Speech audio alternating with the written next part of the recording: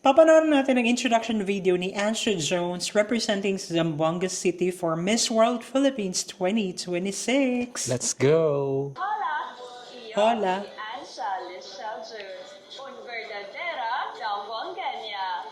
Wow. While other kids are collecting stickers, I was collecting customers.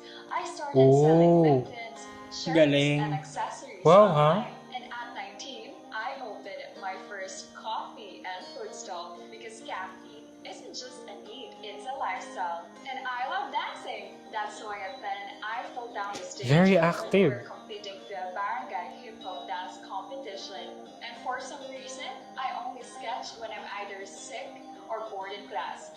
My professor probably think that I'm Picasso of procrastination. I have 12 cats and 4 dogs and a few angels. Hala, halos and parehas I- tayo. Let's just say that I run a kingdom of birth and love. I lift heavy weights, explore new cafes, Grabe! and love to cook, especially sinigang and adobo. How do you I manage follow your time? my schedule.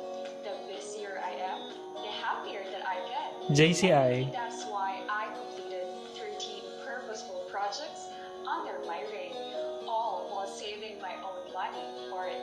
I may be a mix of caffeine, chaos, and compassion, but that's what Really? makes me Ansha Jones, a resilient, vibrant, and God-fearing Zamboangueña. Muchísimas gracias, Filipinas. Ang galing. She's really like, busy siya, natutulog pa ba siya? Okay ka pa ba?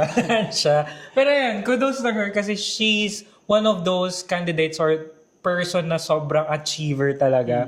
Na hindi lang sila At a very young age, sobrang na-train na yung Yes, kanyang oo. body and soul, ang kanyang mind and kanyang purpose in life. Oo. Parang ganun. Ang wish ko lang sa kanya, hindi siya maubusan ng energy para makapag-serve pa siya ng marami.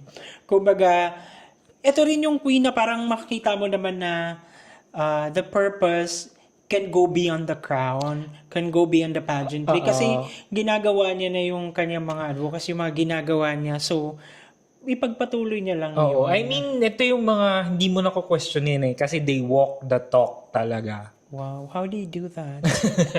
So yeah, guys, and we can't wait to see more of Ansa on the Miss World Philippines 2026.